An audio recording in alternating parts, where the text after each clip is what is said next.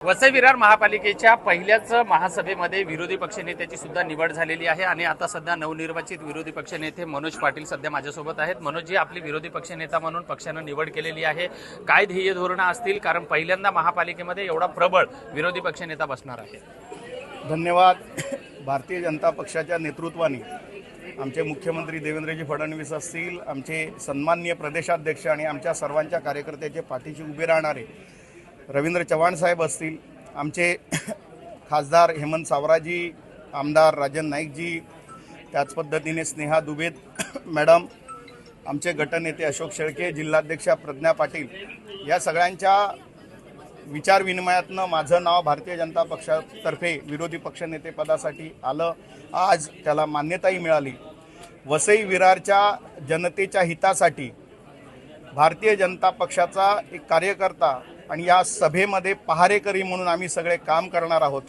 वसई विरारच्या जनतेच्या विकासासाठी जे जे काही करावं लागेल, जे काही सत्ताधाऱ्यांना सहकार्य करावं लागेल, राज्य सरकार आणि केंद्र सरकारकडे पाठपुरावा करण्यासाठी आमचे आमदार आणि खासदार आहेत। या सगळ्यांच्या सहकार्याने वसई विरारच्या जनतेसाठी जास्तीत जास्त निधी आणि प्रोजेक्ट्स कशा पद्धतीने मंजूर होतील यासाठी आम्ही सजग राहू।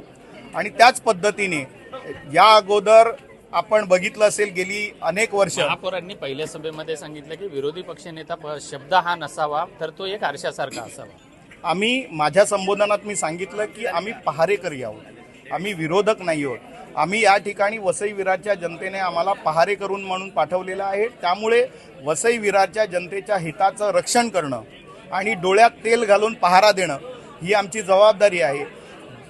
सन्माननीय महापौर साहेबांनी सांगितलं, पण कायद्यात आणि घटनेमध्ये त्या पद्धतीने उल्लेख आहे विरोधी पक्षनेता म्हणून।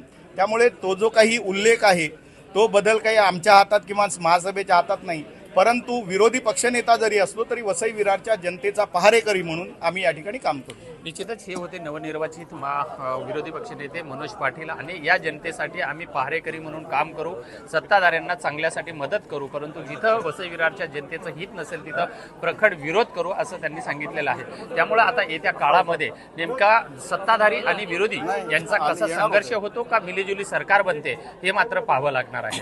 विजय गायकवाड, TV9 मराठी, वसई विरार।